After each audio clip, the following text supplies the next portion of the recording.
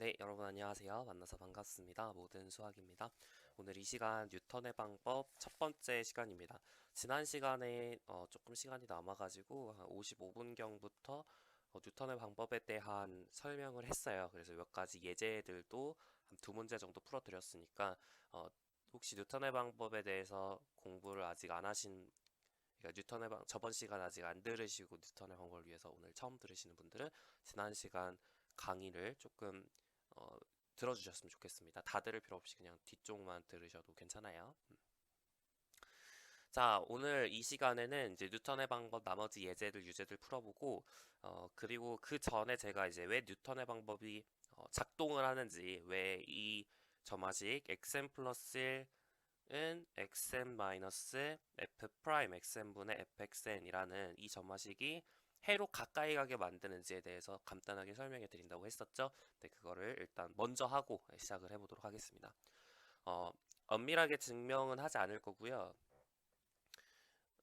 물론 엄밀하게 할 수도 있지만 지금은 하지 않을 거고 나중에 해석해놓은 시간에 제가 해드릴게요. 엄밀한 증명은 혹은 수치 해석을 제가 할진 모르겠지만 한다면 해드릴게요. 여튼 어, 일단 간단하게 왜 그럴지 여러분 정당화만 하겠습니다. 자, 우리가 이제 근을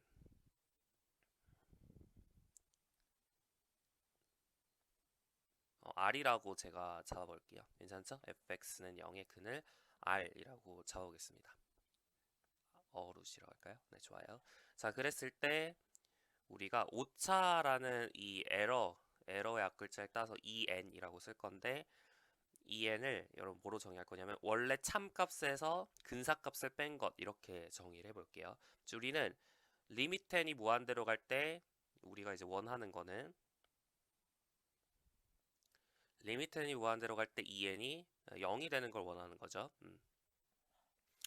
자, 그래서 이제 이 n에 대한 우리가 xn에 대한 점화식을 알고 있으니까 이 n에 대한 점화식을 작성을 할 거예요. 어떻게 할 거냐면 자, 2n 플러스 1은 r 마이너스 xn 플러스 1이죠. 이걸 그대로 넣어볼게요. 그럼 r 마이너스 xn 플러스 f 프라임 xn 분의 fxn 이렇게 될 텐데 r 마이너스 xn이 2n이니까 2n 더하기 f 프라임 xn 분의 fxn이 되겠죠. 다시 쓰면 f 프라임 xn 분의 2n f 프라임 xn 더하기 fxn 이렇게 될 거예요. 자, 우리는 이제 여기는 이 텀을 조금 바꿀 건데 fr이라고 하면 r이 이제 루트니까 근이니까 0이 될 거 아니에요, 그죠? 근데 이제 r이 xn 플러스 2n이 될 테니까 이제 우리가 fr을 fxn 플러스 2n 이렇게 쓸 수 있어요. 자, 여기서 enf 프라임 xn 플러스 fxn이라는 건 fxn 플러스 2n이라는 얘를 약간 1차 근사한 느낌이에요. 그죠? 기억나시죠? fx 플러스 h를 x에 대해서 1차 근사하면 fx 플러스 hf 프라임 x가 될 거 아니야. 그죠? 그래서 이게 이제 그래서 여기는 이 분자랑 그 다음에 이 식은 굉장히 비슷한 식이 되는데 그 오차가 어느 정도 되냐 이거를 우리가 테일러 정리라는 걸 뒤에서 공부를 하면 근사를 할 수가 있어요.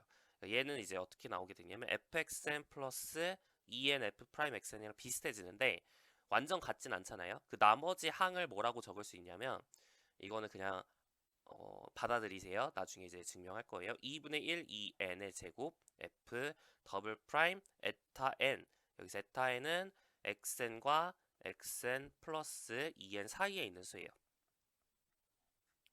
사이의 수. 0으로 쓰면 between xn and xn 플러스 2n 여기 사이에 있는 거죠.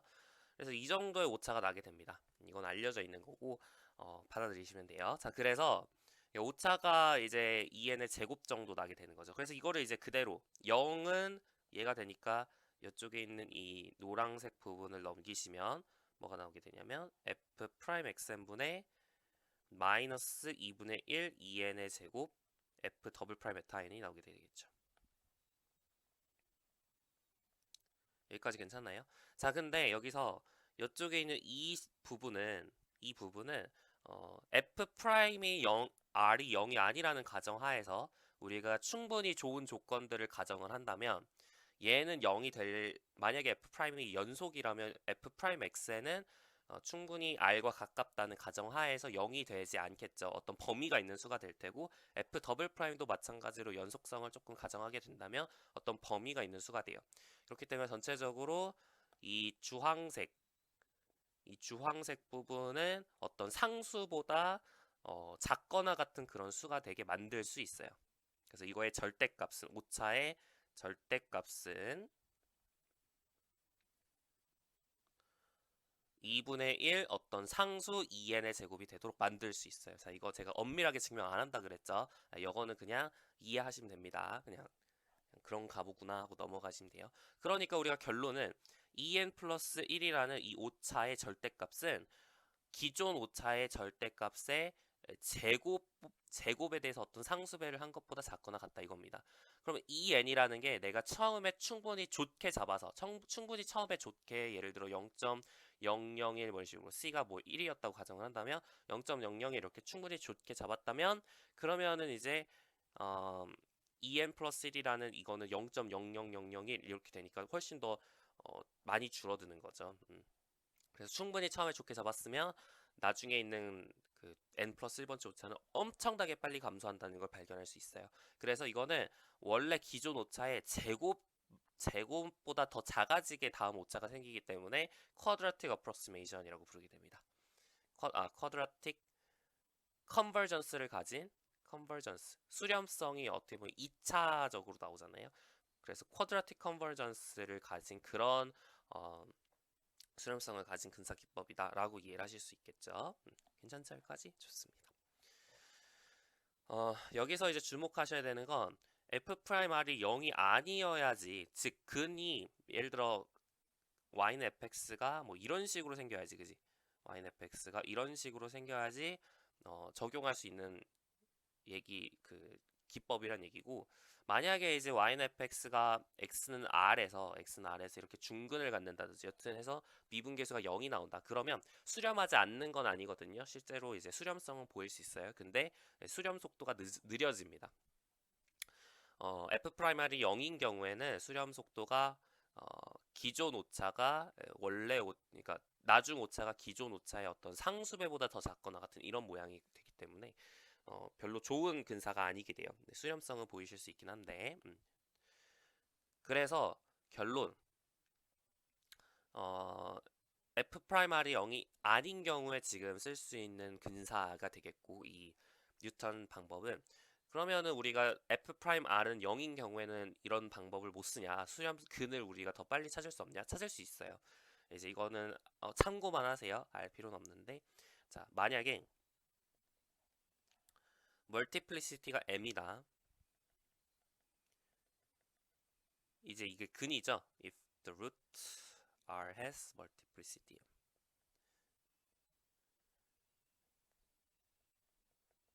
멀티플리시티는 이제 중복도라는 얘기고요. 이게 무슨 뜻이냐면 중복도가 뭔 얘기냐면 IE는 이제 즉입니다. 같은 말 이렇게 이해하시면 돼요. R이라는 근이 중복도를 갖는다는 거 중복도 M을 갖는다는 거 무슨 얘기냐면, 자, FR은 0이죠. 그래서 이렇게 만약에 FR은 0이라는 걸 알았는데 F'R이 0이 아니야. 그러면은 중복도는 하나밖에 없다고 불러요. 이런 얘기가 왜 나오냐면 fx는 여러분 x-r이라고 하는 건 x-r이라는 게 하나밖에 없는 거죠. 그럼 이거는 이제 r에서 어떻게 보면 r에서 0이 되긴 하지만 미분했을 때 0이 되진 않죠. 즉 접하진 않는단 말이야. 근데 얘가 제곱이 되면 r에서 FR도 0이고 F'R도 0이죠. 근데 F'R은 0이 아니죠. 그러니까 X-R이 두 개가 생기면 FR이 0이고 F'R도 0이 되는 거예요. 괜찮죠? 만약에 세 개가 되면 FR은 0이고 F'R은 0이고 F'R까지 0이 되죠. 그러니까 이제 X-R이 몇 개 있냐에 따라서 미분했을 때 이제 미분한 거 도함수에서 R 대입한 게 0 되는 거, 이게 이제 언제까지 미분했을 때 괜찮냐 이런 얘기로 바뀌게 됩니다. 다시 말하면 R이 이제 이라는 중복도 m을 갖는다는 건 x-r이 m개 있다 이런 식으로 만약에 이제 이해를 하게 된다면 fr은 0, f'r도 0 해서 fm-r까지 네, 이게 전부 0이 된다 이 뜻이 되겠고요. 단 f 이제 mr은 0이 아니어야겠죠. 네, 이 조건을 만족하면 네, 중복도 m을 갖는다 이렇게 불러요. 이건 어디까지나 x-r의 제곱 이렇게 쓴 거는 이제 여러분의 인투이션을 위한 것 뿐이고 정의는 이제 이렇습니다. 정의는 여기 주황색 칠한 이 부분이 정의가 되는 거예요. 꼭 다항함수가 아니더라도 중복도 m을 갖는다 뭐 이런 논의를 할 수 있어요. 괜찮죠? 여튼 이런 중복도를 갖는 경우에는 뉴턴의 방법을 쓰는 게 중복도가 1 이상, 그러니까 2 이상이라면 이런 뉴턴의 방법, 이 점화식을 활용하는 게 조금 별로 좋지 않아요. 그래서 수렴 속도가 굉장히 느려지기 때문에 이런 중복도가 m인 경우에는 어떤 걸 활용하면 되냐면 이거를 사용하시면 됩니다. 이걸 사용하시면 수렴 속도가 더 좋아져요. 괜찮죠? 똑같이 수렴 속도가 이걸 사용하시면 쿼드라틱 컨버전스가 나오게 되고 왜 그러냐? 이거는 여기 단계에선 증명하지 않겠습니다. 그냥 그런갑다 하고 받아들이시면 되겠어요. 괜찮죠? 좋습니다.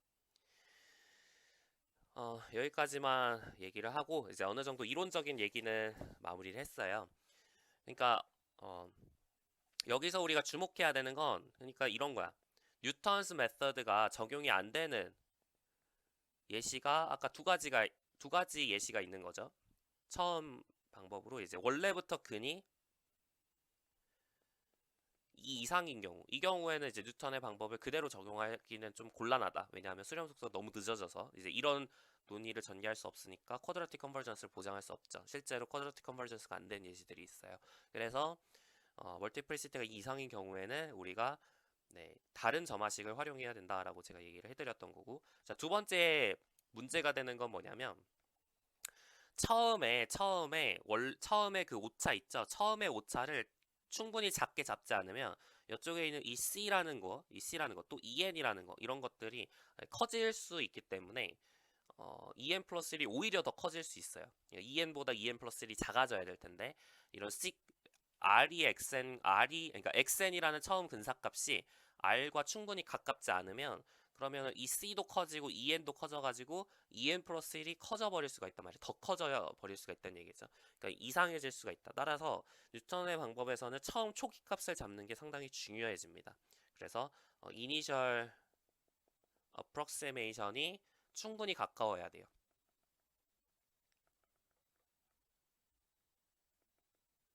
충분히 가까워야지. 원래 그 우리가 구하고자 하는 그 근과 충분히 가깝지 않으면 오히려 더 근에 대한 오차가 더 벌어질 수가 있게 됩니다. 그렇기 때문에 여러분이 그림을 그리든 아니면 어떻게 뭐 사이값 정리를 적용하든 해서 최대한 처음 그 근사를 원래 근과 가깝게 할 필요가 있어요. 그래서 이 두 가지 이제 중요한 점, 두 가지 이제 뉴턴의 방법이 어떻게 보면 주의점을 얘기를 해드리는 거고요. 그러면은 이니셜 어프록시메이션을 여러분이 잘못 잡았을 때 수렴하지 않는 예시들이 있겠죠. 그런 예시들을 나중에 이제 어, 유제 예제에서 더 풀어보도록 할게요. 괜찮죠? 좋습니다. 자, 네, 그러면 이어서 유제 1-1번부터 진행을 해보도록 하겠습니다. 자, 주어진 문제는요. 마이너스 x제곱 플러스 2x 플러스 1은 0에 두 근을 근사하는 게 문제가 되겠죠. 두 근은 여러분 아시다시피 1플마 루트 2가 나오게 되어 있고 이 근을 여러분이 2차 함수 y는 마이너스 x제곱 플러스 2x 플러스 1과 y는 0의 두 교점으로 생각을 하실 수가 있을 것 같아요. 초기값을 어떻게 잡느냐에 따라서 근이 뭐가 나올지는 달라지겠죠. 이쪽이 1 마이너스 루트 2고 이쪽이 1 플러스 루트 2인데 만약에 이제 1 마이너스 루트 2하고 가까운 초기값을 택하게 된다면 1 마이너스 루트 2로 갈 것이고 1 플러스 루트 2랑 가까운 초기값을 택하게 된다면 1 플러스 루트 2로 가겠네요. 자, 그러면 우리 이제 점화식을 어떻게 세워야 될지 봅시다. 점화식은 xn 플러스 1은 xn 마이너스 f 프라임 xn분의 fxn, 그죠? 얘를 fx라 놨을 때 걔로 작성을 하시면 되는데 f 프라임 x가 얼마냐면 마이너스 2x 플러스 2니까, 그죠? 그래서 분모에는 마이너스 2xn 플러스 2, 분자에는 마이너스 xn 제곱 플러스 2xn 플러스 1이 나오면 되겠죠? 이거를 그대로 여러분 작성을 해준 게 이 코드에서 이렇게 작성을 해주신 거고, 코드에 대한 설명은 지난 시간에 드렸으니까 참고하시면 될 것 같아요. 자, 저는 이제 1-루트 2라는 근을 찾고 싶은데, 이 근을 찾을 때 초기값 1-루트 2하고 가까운 거 아무거나 가져오시면 되는데, 저는 이제 0으로 가져왔어요. 힌트에 나와 있는 것처럼. 그러면 결과창이 어떻게 나오게 되냐면 이렇게 나오게 되죠.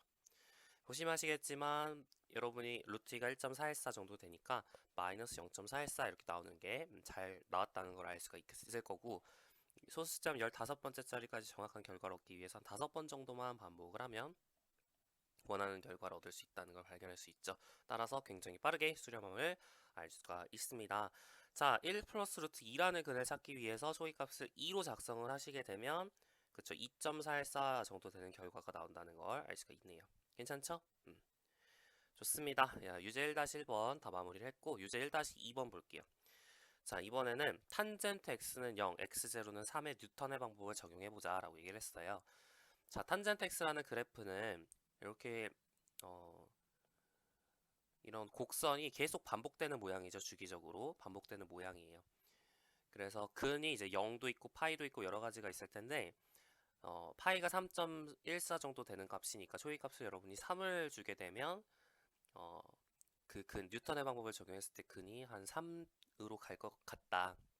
여러분이 실제로 몇 번 해보세요. 그림상에서. 그러면은 이런 식으로 쭉 가니까 점점 3.14 파이로 가까워진다는 걸 발견할 수 있죠. 그래서 초기값을 3으로 작성해서 얻은 근은 파이라는 것을 알 수가 있어요.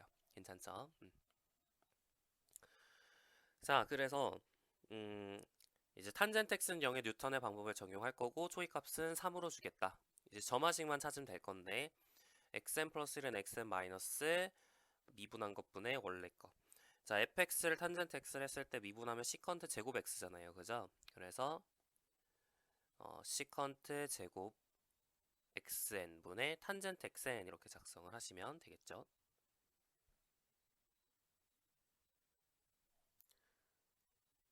아, 죄송해요. 자, 유제 1-1번에 2를 풀고 있구나. 죄송합니다. 자, 유제 1-1의 2번은 탄젠트 x는 2x의 근을 찾는 거예요. 자, 제가 유제 1-2번으로 잘못 봤어요. 자, 탄젠트 x 마이너스 2x는 0의 근을 찾는 거죠. 자, 다시 비슷하게 생겨가지고 제가 착각했어요. 자, 탄젠트 x의 그래프는 이렇게 생겼고 y는 2x의 그래프는 이렇게 생겼죠. 그래서 이제 이 양의 근을 찾는 게 목표예요. 0보다 크고 2분의 파이보다 작은 걸 찾아야 되니까. 그래서 여러분 초기값을 뭐 아무거나 잡으셔도 상관없겠죠. 네, 0과 2분의 파이 사이에 있는 걸로 대충 잡으면 될 것 같습니다. 자, 이 함수를 미분하면 시컨트 제곱 x 마이너스 2니까 예, 분모에는 시컨트 제곱 xn 마이너스 2, 분자에는 탄젠트 xn 마이너스 2xn을 작성을 하시면 되겠네요. 괜찮죠? 자, 그래서 이제 이게 점화식이 여기 들어가 있는 건데, 탄젠트 x라는 그런 함수가 기본 함수가 아니에요. 파이썬에 내장되어 있는 기본 함수가 아니라 어떤 그 모듈을 여러분이 끌고 오셔야 돼요. 그래서 이제 numpy라는 어떤 프로그램이라고 할까, 모듈이라고 하는데 이거를 끌고 오셔야 되거든요. 그래서 여러분이 그냥 똑같이 작성하시면 돼요. import numpy as np. 자, numpy라는 모듈을 끌고 오겠다는 거고, 가져오겠다는 거고, 여기 numpy를 가져오면 이제 numpy에 내장되어 있는 그런 함수들을 다 사용할 수 있어요. 이 함수 여기 안에는 뭐 탄젠트 x라든지 제곱근이라든지 여러 가지 함수들이 다 기본적으로 들어있기 때문에 사용하실 수가 있게 되고, 이제 그걸 가져올 때는 여기 들어있는 함수를 가져올 때는 여러분이 뭐 탄젠트 x가 여기 안에 들어있다라고 하면 numpy 점 탄젠트 x 이렇게 쓰셔야 돼요. 근데 이렇게 쓰기가 너무 귀찮잖아요. numpy라는 걸 이렇게 5글자 쓰기가 귀찮으니까 np로 이제 줄여 쓰겠다라는 겁니다. 그래서 numpy as np 이렇게 가져오시고 식을 작성을 하실 때 탄젠트 x라고 하면 np 점 탄젠트 x 이렇게 쓰시면 돼요. 근데 np 점 시컨트는 없거든요. np 점 시컨트가 없어서 시컨트는 코사인 분의 1이니까 1 나누기 np 점 코사인 x 이렇게 제가 좀 말을 바꿔서 썼어요. 괜찮죠? 그래서 여튼 이렇게 여러분이 작성을 하시면 되는 거고 초기 값은 제가 3분의 np 점 파이도 원래 기본 함수가 기본적인 상수가 아니라서 넘파이에 내장되어 있는 값이라 np 점 파이라고 해서 가져왔습니다. 3분의 파이가 이 안에 있잖아요, 그죠? 그래서 이제 x를 이걸로 가져와서 초기 값을 이걸로 가져와서 여러분이 계산을 하시게 되면 이렇게 나옵니다. 괜찮죠? 1.1655 정도 되는 값을 얻을 수가 있고, 여기서 이제 조금 주의하셔야 되는 건 제가 아까 0과 2분의 파이 사이에 있는 거 아무거나 가져와도 괜찮다 그랬는데, 그래서 여러분이 혹시 4분의 파이를 택하게 되면 이상한 일이 벌어집니다. 이렇게 숫자가 굉장히 점점 이상해지는 이제 2 플러스 16이라면 10의 16제곱 정도 된다는 얘기거든요. 굉장히 이상한 수를 가져오게 되죠.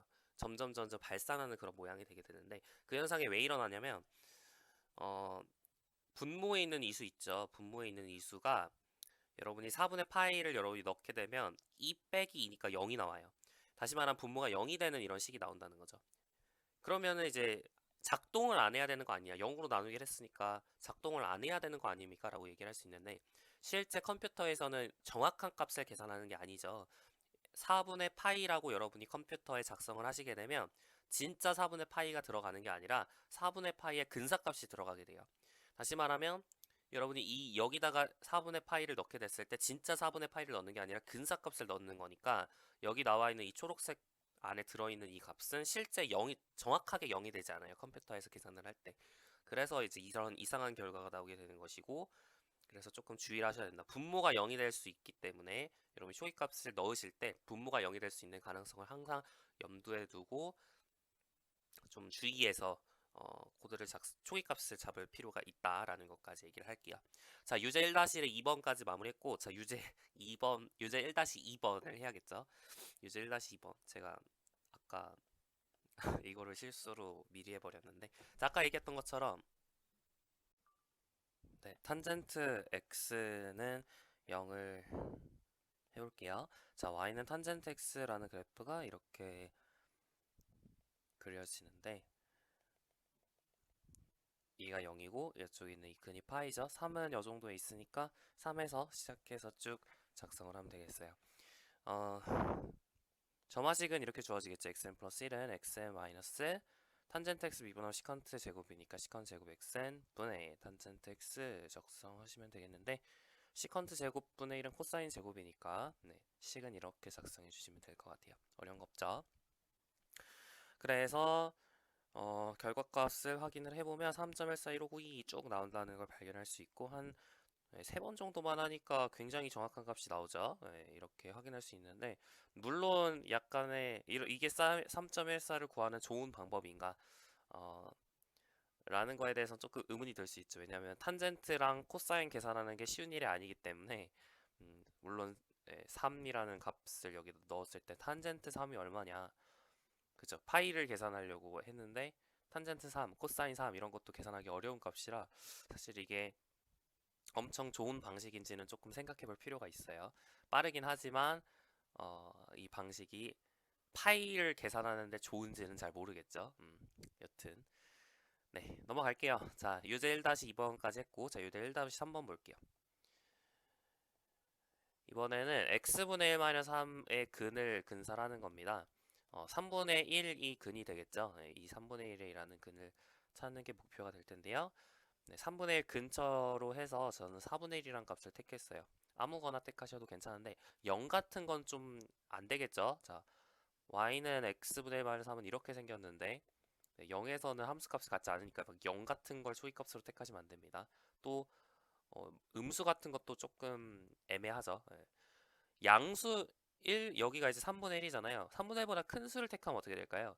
이렇게 접선이 그려지기 때문에 그 점에서의 어떤 접선이 왼쪽으로 가요. 그죠? 그 점에서의, 그러니까 그 x절편이 음수가 나오게 돼서 그 점에서 또 접선을 긋고 또 x절편을 긋고 그 점에서 또 접선을 긋고 하면은 오히려 점점 음의 무한대로 간다는 사실을 발견할 수 있거든요. 그래서 초기값을 3분의 1보다 큰 수로 잡으면 약간 문제가 발생할 수 있어요. 3분의 1 아예 근처는 괜찮은데 3분의 1에 대해서 좀 많이 근처면은 상관없긴 한데요. 3분의 1보다 약간 많이 큰, 예를 들어 1 같은 걸 넣으시면 문제가 생깁니다. 실제로 점화식을 보시면 금방 이해할 수 있는데, 자, x분의 1-3을 미분하면 마이너스 x 제곱분의 1이잖아요. 그죠? 그래서 점화식이 어떻게 주어지냐면 xn 마이너스 1 나누기 xn 제곱분의 1 나누기 xn 마이너스 3으로 주어진단 말이야. 그래서 이제 넣어주시면 풀풀 해주시면 xn 플러스 xn 마이너스 3xn 제곱이 나오죠. 그래서 이제 2xn-3xn 제곱이 나오니까 xn 같은 거에 만약에 1을 넣게 되면 어떻게 돼요? 마이너스 1이 나오죠. 마이너스 1을 넣으면 마이너스 2, 마이너스 3 하니까 마이너스 5. 점점 의무무한대로 간다는 사실을 알 수가 있거든요. 그래서 이제 초기값을 좀 잘 잡으셔야 되는 예시가 될 것 같고 4분의 1 같은 걸 택하면 문제가 없습니다. 4분의 1 같은 걸 택하면 점점 0.333333 이렇게 가는 걸 발견할 수 있고 7 같은 게 계속 있는 이유는 뭐냐면 이제 컴퓨터가 근사값을 아무래도 계산하니까 반올림을 하거든요. 네, 그렇다 보니까 7 같은 게 이제 처리가 안 되고 뒤쪽 자리는 처리가 안 되고 이제 여기까지 정확하게 15번째 자리까지만 정확하게 계속 계산하는 모습을 볼 수가 있네요. 좋습니다. 이해되시죠? 여러분 그렇게 어려운 건 아니라고 생각을 하고 넘어가 볼게요. 좋습니다. 자, 뉴턴의 방법이 이렇게 적용되지 않는다. 초기값을 여러분이 잘못 주게 되면 이상하게 갈 수 있다라는 걸 꼭 유념해 두시기 바랍니다. 자, 이번에는 예제 2번도 있긴 한데 예제 2번은 제가 컴퓨터로 네, 굳이 하지 않겠습니다. 예제 2번은 여러분이 컴퓨터로 한번 작성을 해보세요. 자, f 프라임 x는 3분의 1 x의 마이너스 3분의 2승이니까 xn 플러스 1은 xn 마이너스 f 프라임 xn분의 fxn이다 라는 사실을 알 수가 있죠. 그래서 그대로 넣어주시면 3분의 1 x의 n의 마이너스 3분의 2승분의 그 다음에 xn의 3분의 1승 이렇게 나온다는 사실을 알 수가 있는데 여기서 정리를 해주시면 xn 마이너스 3xn 이렇게 되니까 마이너스 2xn이라는 사실을 알 수가 있어요. 자, 우리가 초기값을 x0는 1로 줬는데요. 그러면은 이제 1 마이너스 2 해가지고 쭉쭉쭉 가니까 결국 xn이라는 거에 일반항을 찾을 수 있죠. xn 어떻게 나와요?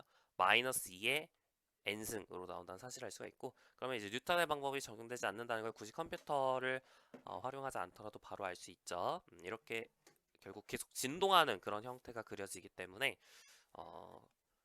안타깝지만 뉴턴의 방법이 적용되지 않는다.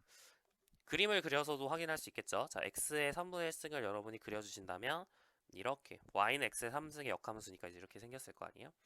자, 그래서 x는 1에서 이렇게 출발해서 여러분이 접선을 그리게 되면 이렇게 이제 마이너스 2가 나오게 되는 것이고 마이너스 2에서 또 접선을 그리게 되면 이렇게 돼가지고 이제 또 4가 나오고 이런 식으로 계속 진동하는 그런 모양이 그려진다는 사실을 알 수가 있겠습니다. 넘어갈게요. 자, 이제 유제 2번입니다. 유제 2번은요. fx는 4x의 4승 마이너스 4x 제곱을 할 때 초기값을 이제 루트 7분의 3, 루트 28분의 13으로 줬을 때 뉴턴의 방법을 적용해서 어떻게 되는지 확인해보자는 얘기예요. 점화식 구하는 건 어렵지 않겠죠. xn 플러스 1은 xn 마이너스 자 이거 미분해주면 16 xn의 3승 마이너스 8xn 그죠?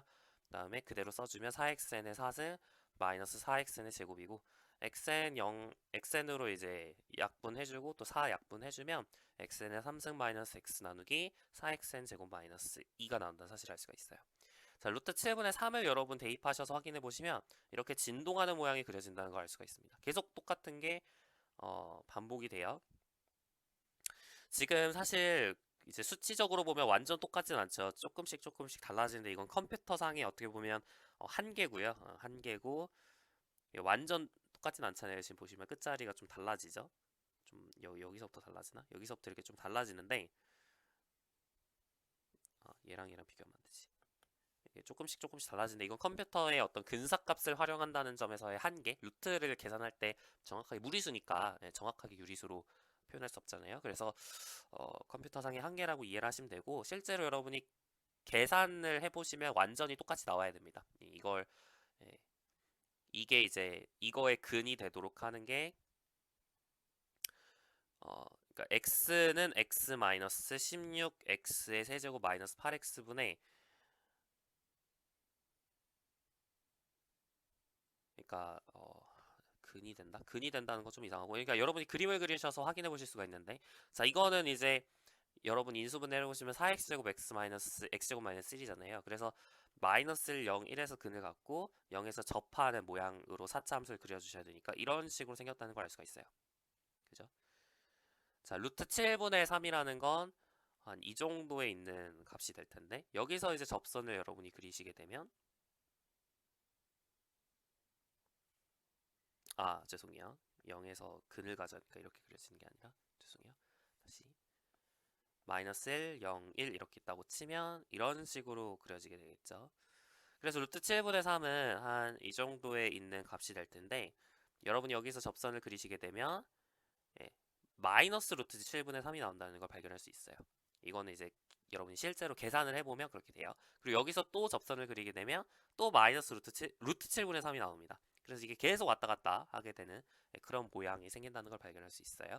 약간 수치적으로 봤을 때 여기선 좀 달라졌지만 실제로는 정확하게 똑같은 값이 나온다는 거. 네. 괜찮죠? 네, 좋습니다. 그래서 이렇게 진동하는 케이스도 있구나라는 걸 알 수가 있어요. 막 아까처럼 무한대로 발산할 수도 있고요. 이렇게 진동할 수도 있고 다양하게 적용이 안 된 예시가 있다. 근데 여러분이 지금 루트 7분의 3보다 조금만 더 크게, 그러니까 지금 루트 7분의 3이 우리 이렇게 지금 생겼고 여기가 0이고 여기 1이잖아요. 근데 이제 루트 7분의 3보다 살짝 더 크게 여러분이 잡게 되면 루트 28분의 13이죠. 사실 그러니까 얘는 루트 28분의 12잖아요. 이거보다 살짝 더 크게 루트 28분의 13으로 잡게 되면 실제로 1로 가야 될 것 같죠. 조금 더 오른쪽으로 갔으니까 1로 가야 될 것 같죠. 근데 또 그렇지 않습니다. 이렇게 좀 더 오른쪽으로 왔으니까 1로 수렴해야 될 것 같은데 이건 진동했고, 근데 그렇지 않는다. 보시면은 루트 28분의 13 같은 거로 여러분이 초기값의 똑같은 식을 이용해서 계산을 해주시면 마이너스 1로 간다라는 사실을 알 수가 있어요. 그죠? 점점 마이너스 1로 가까워지죠. 그렇기 때문에 여러분이 이렇게 뉴턴의 방법을 적용할 때 굉장히 그 근에 가깝게 하지 않으면 약간 좀 다른 결과를 얻을 수도 있다는 거. 여기가 루트 7분의 3이고 여기선 진동을 했고 여기가 루트 28분의 13인데 루트 28분의 13에서 과정을 반복을 하면 점점 오히려 마이너스 1로 가까이 가는 그런 수열을 찾을 수가 있다. 뭐 이런 거죠. 이해 가시죠? 무슨 얘기인지? 여기서 해야겠네. 여기서 이렇게 접선을 긋고 하면은 점점 마이너스 1로 가까이 간다는 사실을 알 수가 있어요. 물론 1과 더 가깝게 잡으면 1로 수렴합니다. 1과 충분히 가까우면 1과 수렴하는데 그 경향성이 꼭 1에 더 가까이 가면 1로 간다. 뭐 이런 얘기는 아니라는 거죠.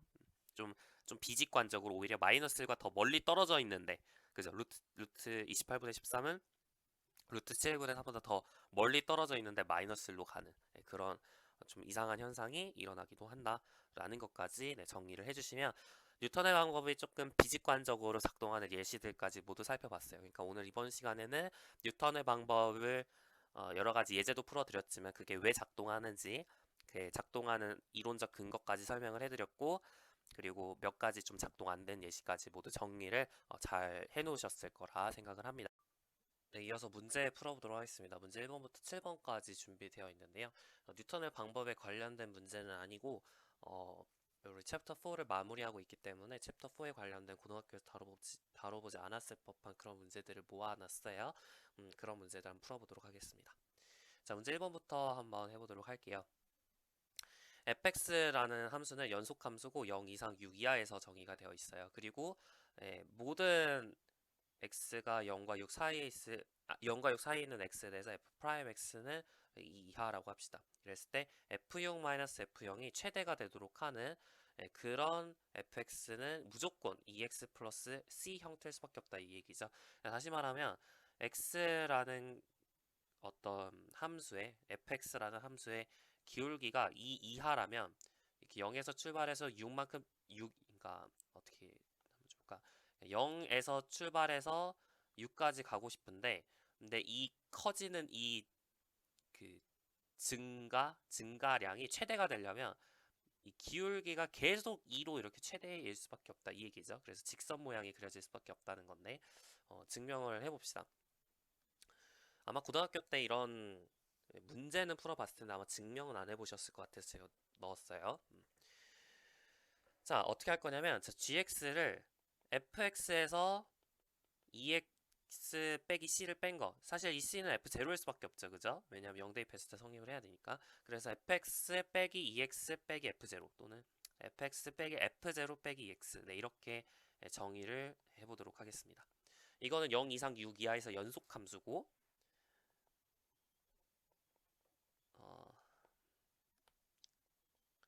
gx는 continuous 연속이죠.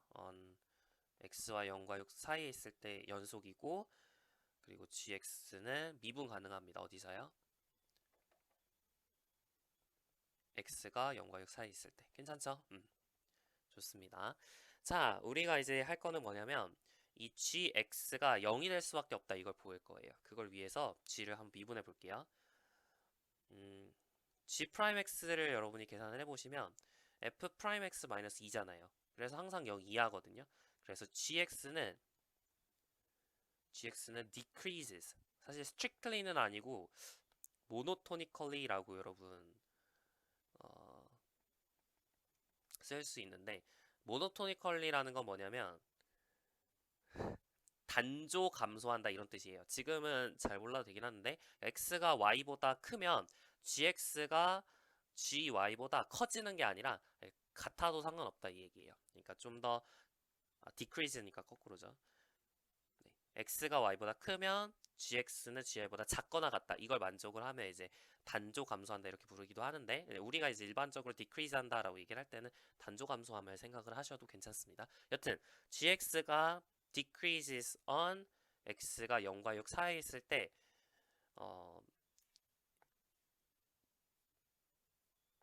네, 단조 감소하게 돼요. 이거는 솔직히 말해서 조금 증명을 해야 돼요. 사실 그렇게 당연한 얘기는 아니고 평균값 정리에 의해서 이게 성립을 하게 됩니다. 자, 그 이유는 뭐냐면 여러분이 두 개를 가져와요. gy 빼기 gx. 그러니까 x가 y보다 크다고 가정을 하고 gx 빼기 gy를 볼게요. 그러면은 물론 이제 x와 y는 0과 6 사이에 있는 걸 보는 거죠. 그러면은 평균값 정리에 의해서 x 빼기 y분의 gx 빼기 gy가 g 프라임 어떤 c가 존재해서 g 프라임 c가 되겠죠. c는 x와 y 사이에 있을 거야, 그지?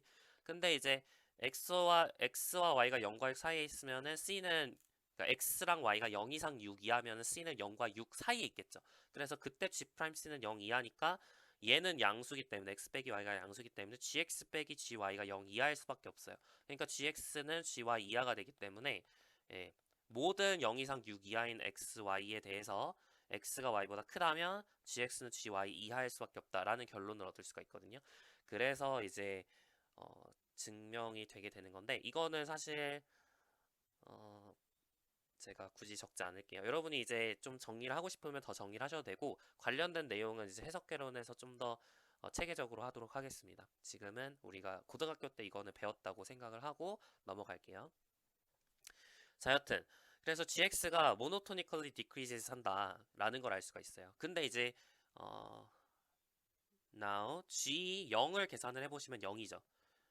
그리고 우리가 f6-f0이 최대면 좋겠거든요. and to make f6 빼기 f0이 굉장히 크게 만들기 위해서 뭐라고 할까요? maximum to make to be maximum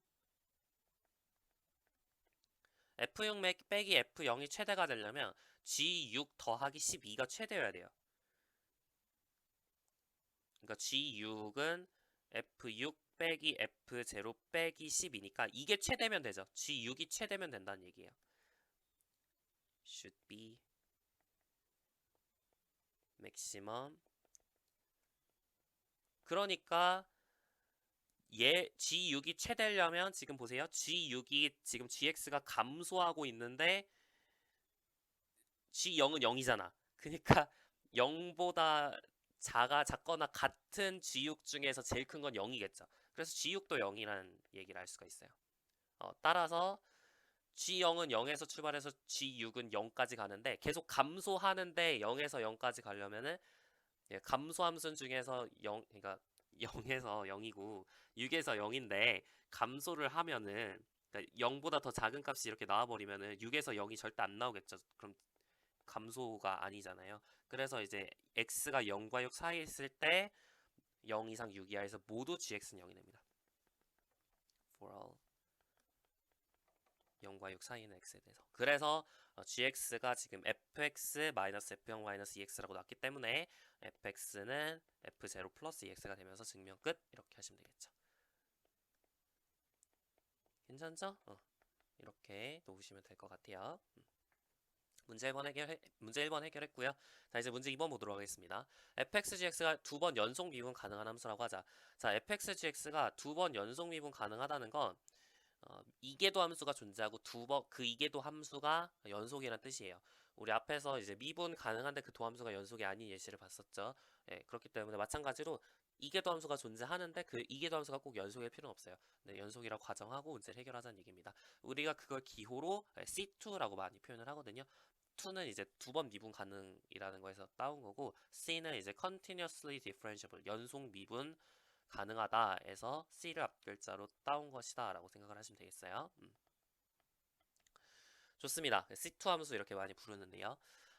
이제 조건을 어떻게 주었냐면 F'X는 GX고 그리고 F'X가 마이너스 FX다 이랬을 때 hx는 fx제곱 플러스 gx제곱이 상수함수임을 보이시오 라고 얘기를 했습니다. 가장 상수함수임을 보이는 가장 쉬운 방법은 미분했을 때 0 되는지 확인하는 거예요. 그래서 증명은 이렇게 하시면 되겠네. 자, h'x를 계산을 해보면 2fx f'x 더하기 2gx g'x가 나오는데 자, f'x는 gx라고 얘기를 했고요. 그 다음에 g'x를 구해야 되는데 g'x는 뭐예요? f'x죠. 근데 f'x는 마이너스 fx죠. 이게 또 마이너스 fx죠. 그죠? 그러니까 0이 나옵니다. 괜찮죠? 그래서 h'x가 0이니까 hx는 컨스턴트 상수함수다. 사실 이제 미분했을 때 0 되면 상수함수다라는 걸 보이는 과정이 평균값 정리가 필요하거든요. 여러분 증명해 보셨을지 모르겠지만 그래서 지금 여기 문제 안에 들어갔다라고 생각하시면 되겠어요. 좋습니다. 우리 교재에 있어요. 교재에 있어가지고 제가 가져온 거예요. 사실 여러분이 조금 생각을 해보면 이런 조건을 만족하는 함수가 이제 sin x랑 cosine x가 대표적이죠. sin x를 미분하면 cosine x가 나오고 sin x 두 번 미분하면 마이너스 sin x가 나오죠. 마찬가지로 cosine x 미분하면 마이너스 sin x 나오고 cosine x 두 번 미분하면 마이너스 cosine x가 나오거든요. 사실은 이거를 만족하는 fx, gx는 sin x랑 cosine x를 이렇게 더해준 것밖에 없다는 거를 나중에 미분 방정식을 여러분이 공부를 하게 되면 알 수가 있어요. 뭐 지금 단계에서 할 얘기는 아니지만 대표적인 미분 방정식의 일종입니다. 좋아요. 자, 이제 넘어가서 문제 3번을 보도록 하겠습니다. 코시-슈바르츠 부등식이라고 하는 건데요.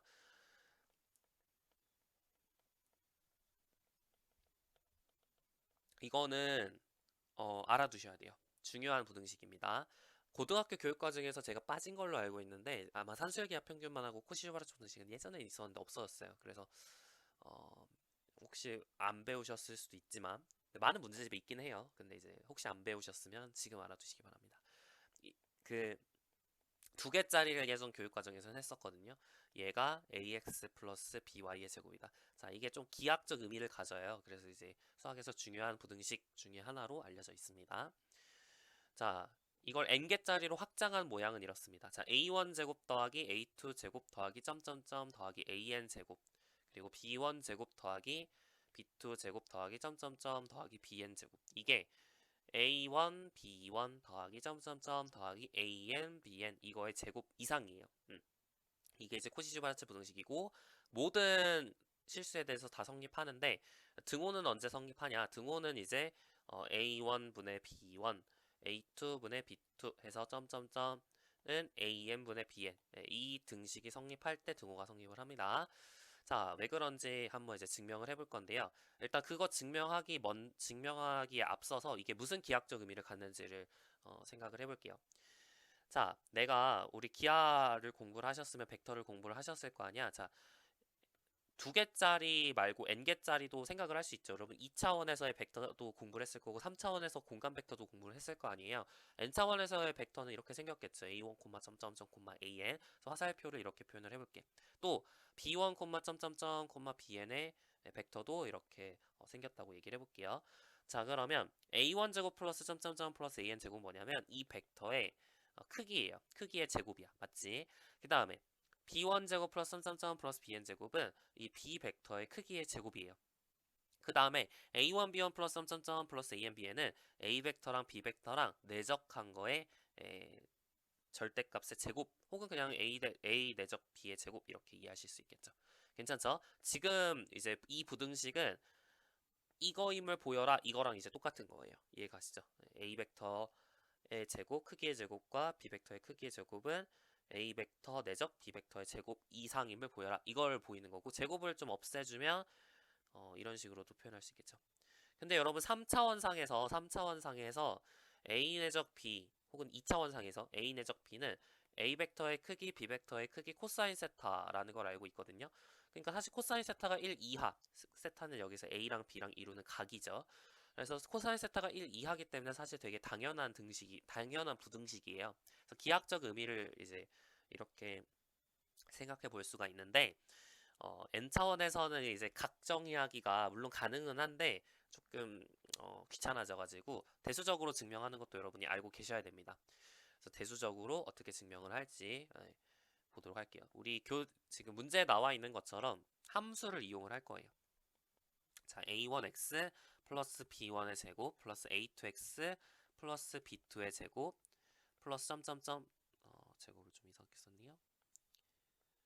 점점점 플러스 anx 플러스 bn의 제곱 이렇게 fx를 두도록 할게요. 이랬을 때 이제 이 fx를 이용해서 이 부등식을 보이도록 할 텐데 자 생각을 해보자. 자 이거는 항상 0 이상이죠. 항상 0 이상이에요. 왜냐면 제곱을 다 한 거니까 a1x, a1이랑 b1이랑 모두 실수라고 얘기를 했을 때 지금 우리 뭐 복소수를 다루고 그러고 있진 않잖아요.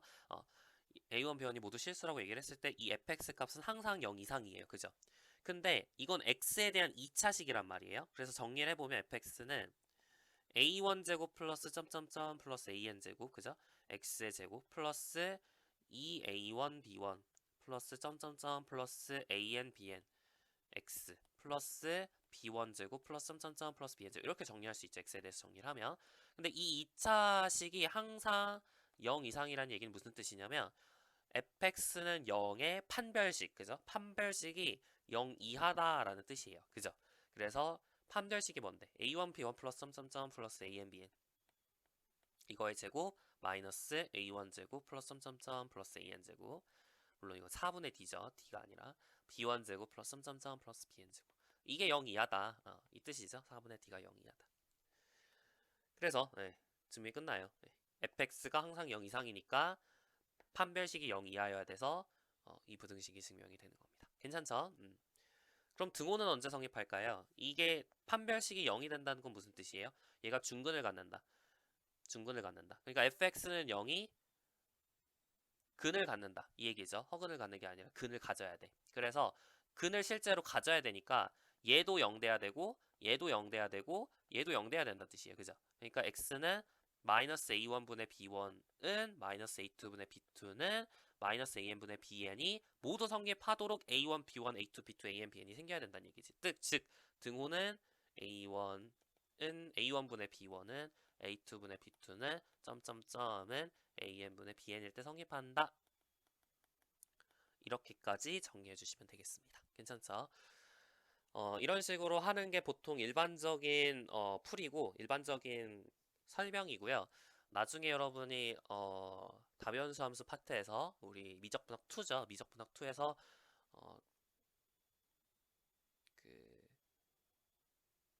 이거를 조금 더 조금 더 일반적인 방법으로 푸는 그런 여러 가지 절대 분응식을 좀 더 일반적으로 푸는 방법에 대해서 공부를 할 수 있을 거예요. 그때 가서 한 번 더 설명을 해드리도록 하겠습니다. 좋습니다. 자, 이제 문제 4번 보도록 할게요. 자, 이제 임용 문제들 4문제가 남아 있는데요. 한번 해보죠. 자, 평균값 정리를 이용해서 임의의 두실수 xy에 대해서 다음의 성립함을 보이시오로 했어요. x 사실 너무 사용하기 좋게 생겼죠. 그래서 뭐 딱히 할 말도 별로 없을 것 같은데 그래도 해보도록 할게요. 모든 xy에 대해서 다 성립함을 보여야 됩니다. 자, 이렇게 간단한 문제는 조금 여러분이 말들을 좀 잘 쓸 필요가 있어요. 네. 아이디어보다는 이제 어떤 정리를 적용할 때 그 정리들의 조건들을 잘 기억하고 있는지를 좀 잘 서술할 필요가 있습니다. 자, 볼게요. 딱 봐도 x-y분의 sin x-sin y는 코사인 c가 되어서 어떤 x와 y 사이에 있는 c에 대해서 코사인 c가 되어서 이게 1 이하니까 그래서 증명 끝 하면 될 것 같죠. 딱 봐도. 근데 이제 이거를 적용을 하려면 기본적으로 x는 y가 아니어야겠죠. 분모가 0이 되면 안 되니까. 그래서 조금 케이스를 나눠서 여러분이 잘 서술하실 필요가 있습니다. 1번. 자, x랑 y랑 같으면 그러면은 0은 0 이하니까 증명 끝 이렇게 할 수가 있고 그 다음에 x랑 y랑 다를 때 이렇게 좀 나눠서 쓰실 필요가 있어요. 그러면은 we have to show that 이것도 사실 딱히 쓰기가 좀 그러네. by mean value theorem 바로 평균값 정리를 사용을 할게요. 근데 mean value theorem을 적용할 수 있는 근거도 좀 적을까요?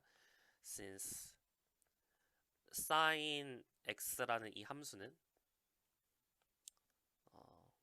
fz는 sin z는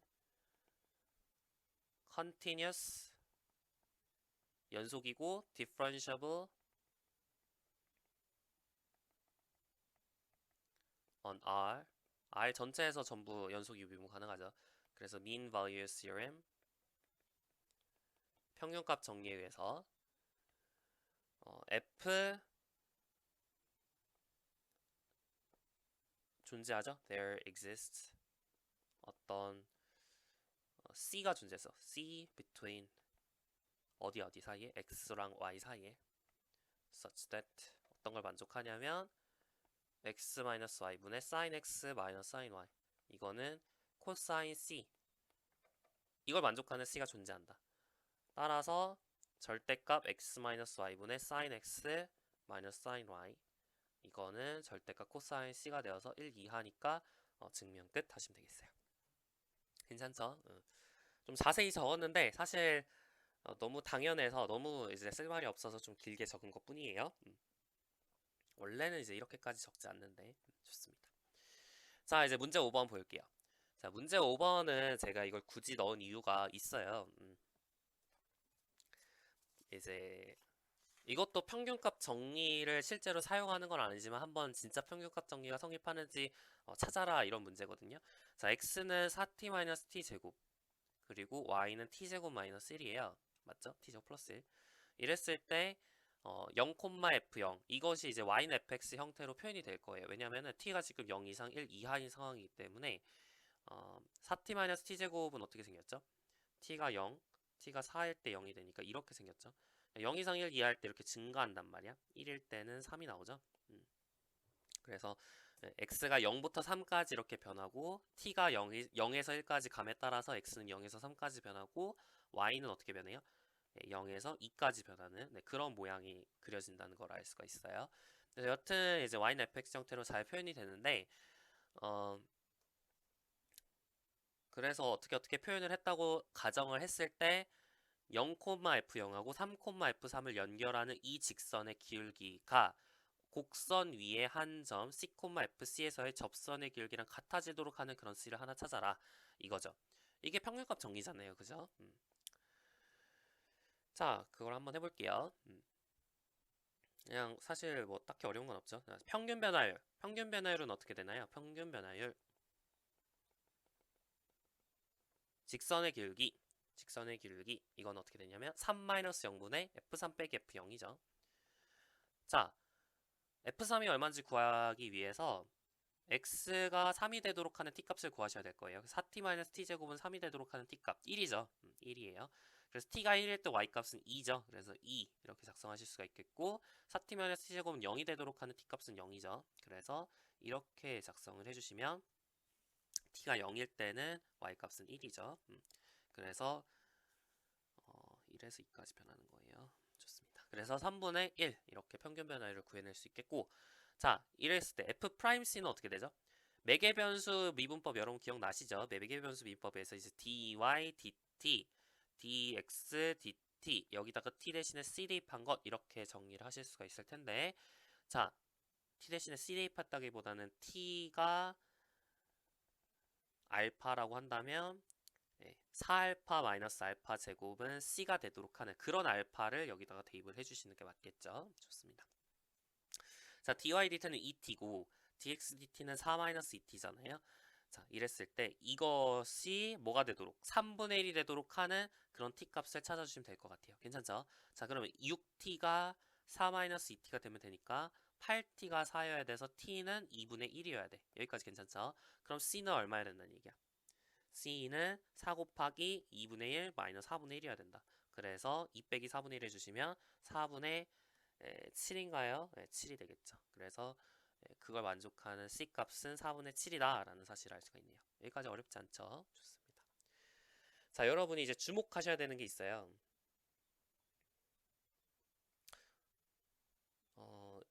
아니다. 이거는 다 나중에 코시의 평균값 정리할 때 할게요. 여기까지만 우리 정리하고 자, 비슷한 얘기를 이제 지금은 곡선이 x, fx 형태로 표현되어 있을 때 그러니까 사실은 이런 거죠. 지금 ft, gt로 곡선이 지금 표현이 되어 있는 거죠. 이랬을 때 이거를 x, fx로 바꿔가지고 지금 f 프라임 c가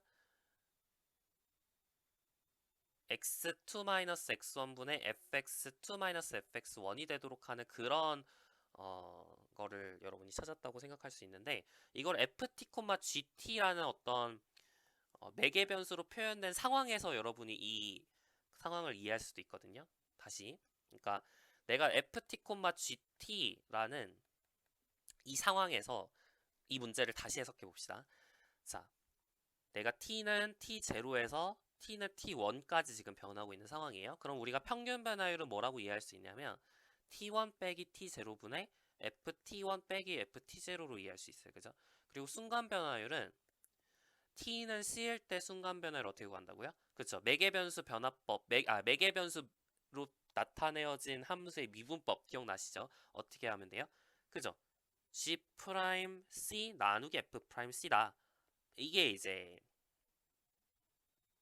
되겠죠. 죄송해요. 여기가 이게 아니라 지금 이 점이 ft0, gt0고 이 점이 ft1, gt1이니까 평균 변화율은 ft1 빼기 ft0분의 그죠? 그러니까 이 직선의 기울기 x좌표의 차이분의 y좌표의 차이죠. 그래서 이게 되고 순간 변화율은 f'c분의 g'c예요. 이게 같도록 하는 그런 c가 존재한다. 이게 이제 우리 문제에서의 물음이었어요. 이거를 나중에 코시의 평균값 정리라고 얘기를 해서 코시 mean value theorem이라고 얘기를 하면서 나중에 정리를 할 겁니다. 이런 C가 항상 존재하거든요. 항상 존재한다. 그래서 사실은 코시의 평균값 정리를 한번 실제로 확인해봐라. 그런 문제로 이해하실 수도 있긴 해요. 이게 3차원 상에서는 어떻게 되는가 이거에 대해서도 생각해 볼 수 있는데 3차원 상에서는 이런 논의를 적용할 수가 없어요. 평균 변화율이 그러니까 직선의 기울기가 꼭 접선의 기울기가 3차원 상에서는 안 될 수도 있거든요. 그런 얘기도 나중 코시 평균값 정리할 때 하도록 하겠습니다. 이거 미적분학 원 과정이거든요. 나중에 해보도록 할게요. 자, 이제 문제 6번으로 넘어가 보도록 합시다. 문제 6번이에요. 연속함수 f는 0부터 1까지 해서 정의가 되어 있는데 이게 0부터 1까지 간대요. 그리고 f가 differentiable on 0, 1 열린 구간에서 이렇게 미분 가능하다고 합니다. 죄송해요. 자, 이랬을 때 모든 x에 대해서 f 프라임 x가 1이 아니다 이렇게 얘기를 했을 때 fa는 a를 만족하는 a가 유일하게 존재한다. 어디에서? 0 이상 1 이하에서 유일하게 존재한다 라는 것을 이제 보여보도록 할게요. 여기서 이제 느낌표를 제가 적었는데 이게 이제 유니크하게 존재한다 이 뜻이에요. 그러니까 얘는 우리가 존재한다에 2를 앞 글자 따가지고 나온 문자라 그랬죠. 느낌표 또는 1 이렇게 적기도 하고 그냥 이렇게 짝대기를 그리기도 하는데 유니크하다. 그러니까 존재하는데 그 존재한 게 유일하다라는 걸 표시를 할 때 이제 이렇게 표현을 하게 됩니다. 자, 좋아요. 여기까지 이제 보일 건데 이거 어디서 많이 본 문제죠? 기억이 좀 나실지 모르겠어요. 우리가 이 이름이 뭐였죠? 위적분학 원에서 극한의 엄밀한 정의 공부했을 때 우리가 고정점 정리라고 해서 존재성을 이미 보였어요. 이거 기억나셔야 돼요. 이거 중요한 정리라고 얘기를 했었습니다. F가 닫힌 구간에서 연속이고 0, 1에서 연속이고 치역이 0 이상 1 이하일 때 혹은 공역이 0 이상 1 이하일 때 FC는 C를 만족하는 C가 존재한다. 연속성만 보정이 되면 이라고 얘기를 했었죠. fx-x의 사이값 정리를 적용해서 확인을 했었는데 그래서 제가 존재성은 그때 보였으니까 보이지 않을게요. 남은 건 뭐밖에 없냐면 유일성만 여러분 확인해 주시면 되는 거죠. 괜찮죠? 자, 유일성만 확인해 보도록 합시다. 그러니까 existence는 몇 강인지는 기억이 안 나지만 이미 했어요. 네. C01. 네. 1강, 그러니까 1번 극한의 엄밀한 정의 열심히 1강에서 5강까지 했을 때 했어요. 네, 그렇기 때문에 그걸 참고하시면 되고 우린 유니크니스만 보이면 끝납니다. 유일성만 보이면 돼요. 자, 두 개가 존재한다고 가정을 해보죠. 항상 시작을 하는 거예요. 유일성을 보인다는 건 내가 어떤 조건을 만족하는 두 개를 가져오고 그 두 개는 항상 같을 수밖에 없다라는 걸 보이면 유일성이 증명이 되는 겁니다. 그래서 suppose that FA는 A고 FB는 B라고 합시다. 이랬을 때 물론 이제 A, B는 모두 0과 1 사이에 있겠죠. 네, 이런 A, B를 잡아보도록 할게요. 그러면은 F'X가 1이 아니다 이런 조건이 나와 있으니까 평균값 정리를 딱 사용하고 싶게 생겼잖아요. 그죠? 그래서 by mean value theorem 뭐 미분 가능하고 또 연속성도 다 있고 하니까 적용할 수 있는 조건은 다 갖췄어요. 자, FB 빼기 FA는 FA 나누기 B-A는 F'C를 만족하는 C가 존재한다. C between A and B such that 이걸 만족하는 C가 존재한다. 근데 이제 여기서 이렇게 쓰려면 A랑 B랑 다르다라고 얘기를 해야겠죠. 그죠? 여기서 A, B는 0 이상 1 이하. 괜찮죠? 여기까지. 근데 F'C가 1이 아니라 그랬어. 근데 왜냐면 F'X가 0과 1 사이에 있을 때 1이 아니니까. 근데 얘는 B 빼기 A 나누기 B 빼기 A잖아. 가정에 의해서. 그죠? 그럼 1이잖아요. 근데 1은 1이 아니다. 이렇게 나왔으니까 모순이죠. 자, 모순을 기호로 이렇게 쓰는데요. 벽에 이렇게 맞닿았다. 이런 뜻으로 이렇게 표현을 합니다. 그래서 모순을 얻어냈어요. Therefore, 그럼 어디서 잘못됐을까? FA는 A, FB는 B라고 놓은 거에 잘못은 없죠. A는 B라고 놓은 것에 잘못이 있는 거니까 A가 B일 수밖에 없다. 라는 걸 얻어낼 수가 있습니다. 괜찮죠? 그래서 증명 끝 하고 넘어가시면 되겠어요. 좋습니다. 그래서 존재한다면 유일할 수밖에 없다. 유니크니스를 보였고요. 자, 이제 문제 7번. 문제 7번도 약간 비슷하게 생겼죠. 그러니까 fx는 x를 만족하는 x가 유일하게 존재한다. 이거를 보이는 문제인데 조금 형태가 달라요. 조건이 좀 달라요. 앞에서는 f'x가 1이 아니다. 이런 조건이 있었는데 이번엔 절대값 f'x가 m 이하이고 m은 0과 1 사이에 있다. 이런 조건을 통해서 보이는 문제입니다. 이게 조금 더 픽스 포인트 theorem에 조금 더 가까운 형태예요. 바나 픽스 포인트 theorem이라고 해석개론 공부할 때 나중에 공부를 할 텐데 거기에 조금 더 가까운 형태가 문제 7번입니다. 자, 볼게요. f라는 함수가 0부터 무한대까지 이렇게 정의가 되어 있고요. 그리고 f는 0부터 무한대까지 모두 미분 가능합니다. 모든 점 x에 대해서 절대값 f'x가 m 이하이고 f0은 0보다 크고 그 다음에 fx는 죄송해요. 절대값 f'x가 m 이하이고 f0은 0보다 크면 fx는 f0 플러스 mx보다 작거나 같음을 보이시오. 사실 이 조건은 필요 없는 것 같은데 왜 썼는지 모르겠어요. 기출에선 써 있는데 사실 이 조건 필요 없습니다. 여튼 얘가 성립하면 보여라. 어디서? x가 0보다 클 때, 0 이상일 때 이게 성립하면 보여라. 괜찮죠? 그리고 x가 0 이상 0보다 크거나 같고 1보다 작으면 fx는 x는 단 하나의 햄을 가짐을 보이시오. 그랬어요. 네, 바로 한번 증명을 해보죠. 딱 봐도 사이값 정리를, 평균값 정리를 사용하기가 너무 좋게 생겼죠. 네, 그래서 평균값 정리를 사용을 하겠습니다. x가 0일 때는, 그러니까 두 가지를 증명을 하셔야 돼요. 두 가지를 증명을 하셔야 돼요. 그러니까 0 이상 1 미만이면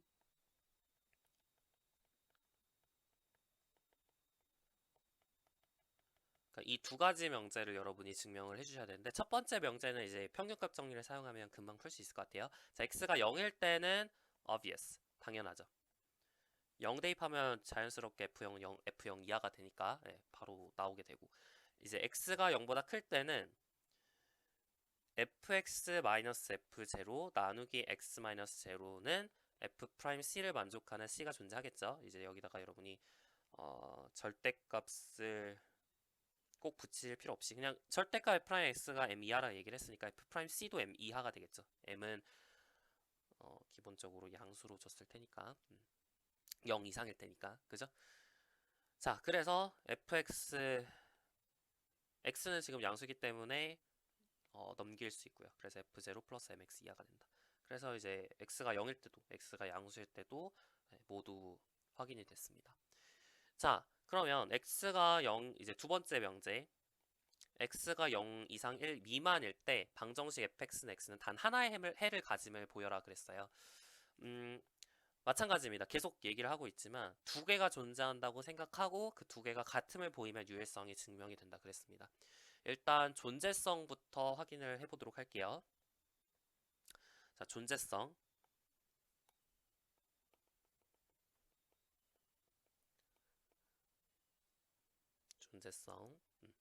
gx를 fx-x라고 놓아 봅시다. 괜찮죠? 그리고 f0 0 이라는 이 값은 어떻게 돼요? f0이 양수라고 얘기를 했으니까 양수겠죠. 그리고 g'x를 여러분이 계산을 해주시면 f'x-1이잖아요. 근데 f'x라는 이 값은 지금 절대값 f'x가 m 이하기 때문에 f'x가 m 이상, m 이하 마이너스 m 이상이죠. 그래서 f'x는 기본적으로 뭐보다 작거나 같냐면 m-1보다 작거나 같아요. 괜찮죠? 근데 m이 지금 1보다 작기 때문에 음수입니다. 그래서 g'x는 감소하는 함수다 라는 걸 알 수가 있어요. 여기까지 괜찮죠?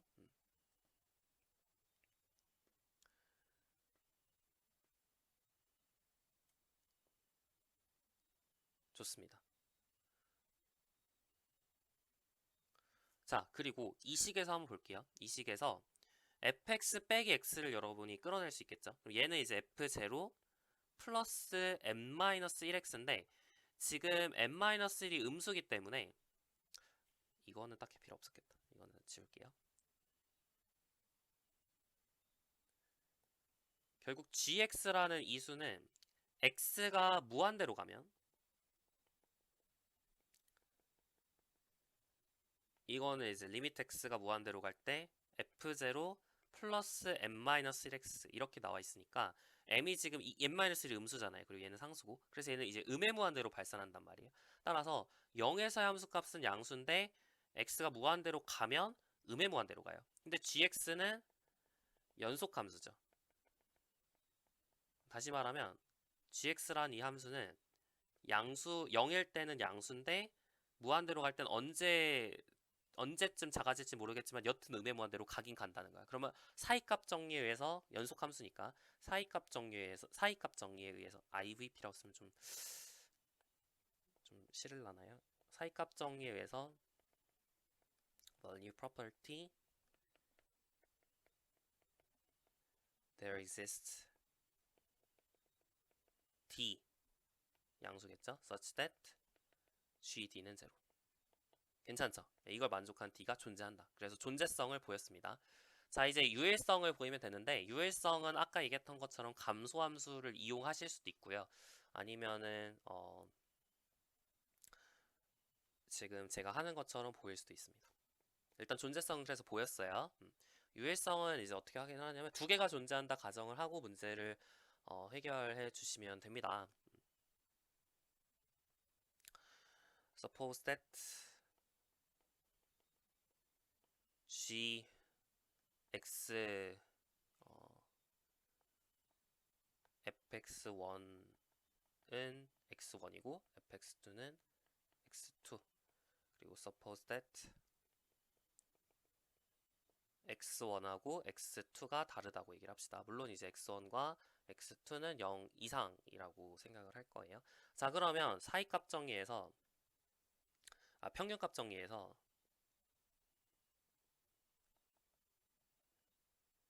x2-x1분의 fx2-fx1은 f'C를 만족하는 그런 C가 존재하겠죠. There is a C 이렇게 쓰면 조금 C 양수가 존재하겠죠. such that f'C를 만족하는. 근데 지금 f'C가 M 이하기 때문에 이게 1보다 작아요. 맞죠? 근데 좌변은 1이란 말이야. fx2가 x2고 fx1은 x1이니까. 그래서 모순을 얻었죠. 따라서 this is a contradiction. So we conclude that x1은 x2 이렇게 하시면 증명을 잘 쓴 겁니다. 여기까지 괜찮죠? 좋습니다.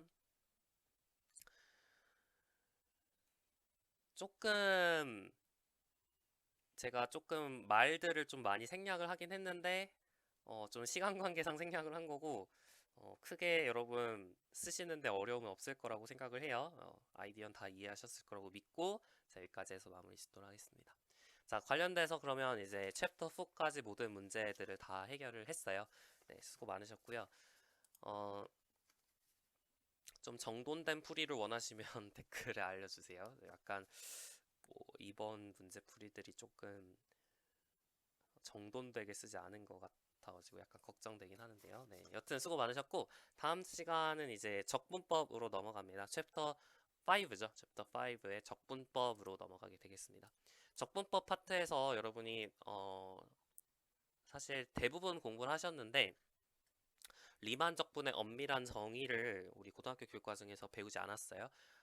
약간 특수한 케이스로 여러분이 공부를 했을 거고 좀 일반적인 리만 적분의 정의를 공부하지 않았기 때문에 우리 교재에 또 있어가지고 네, 그거를 다음 5장 이제 다음 시간에 설명을 드리도록 하겠습니다. 네, 여기까지 수고 많으셨고 다음 시간 이어서 뵙도록 할게요. 수고하셨습니다.